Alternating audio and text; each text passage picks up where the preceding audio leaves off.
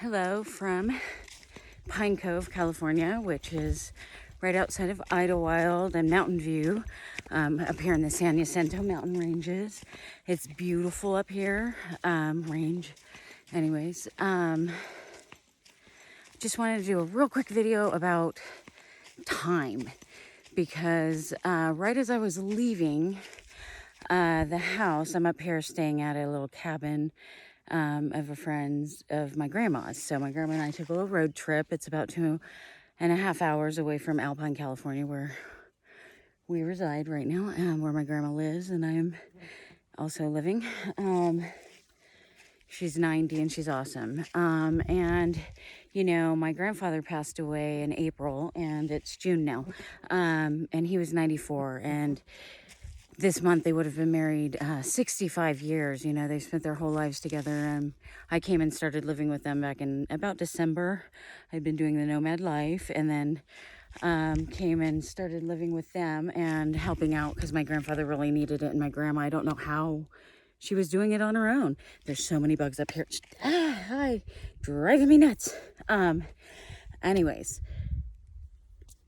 right as we were walking out the door, or I was walking out the door to take a walk, she had found out that one of her good friends that we'd been meaning to stop by and visit this past couple weeks, you know, because we knew that he was ailing, and we didn't make it out there, and he passed away today. So she was just really sad about that, and you know, she just said, well, I guess we were busy with other things, and it just made me really think about how none of us think we have,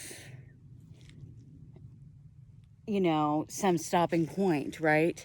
But we never have as much time as we think that we do, no matter what you're doing in life, right?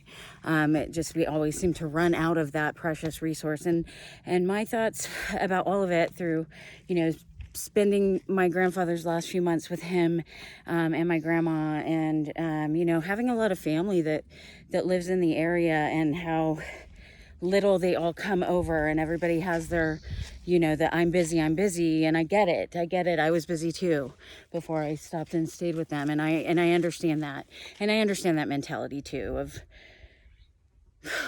just really having such a high overhead that all that you can do is work, and then you want to spend that time either at home relaxing or working on all of the projects, and I get it. But when, you know, when we actually do see kind of a distant end point, like with my grandfather, or now even, you know, with my grandma, she's 90, and you know, she just, it's tough to battle with the health of a body being 90 years old, but also depression and all of those things that people from the Great Depression really don't like to talk about much, the emotional side of all of that, you know.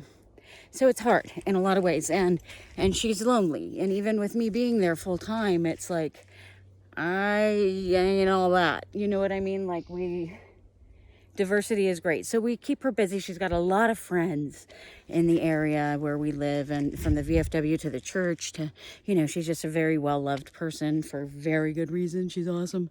But you know, it would be nice if people would shelf the I'm busy and even just commit to one day a month, you know what I mean? Because some of them are 30 minutes away, some are an hour away. Either way, you know, we're nearby, and it's the only thing that we have to give each other is time. I mean, whatever with money and stuff and all the stuff, but time is the only thing that we actually have, and it's the only thing that we can give away, you know, freely. It doesn't cost us anything but some effort. And sometimes the I'm busy's just sound like another way of saying I'm too lazy and I don't want to. You're just not right up there on that priority list, and that's a hard fact, but it is a fact, and I did that too, you know.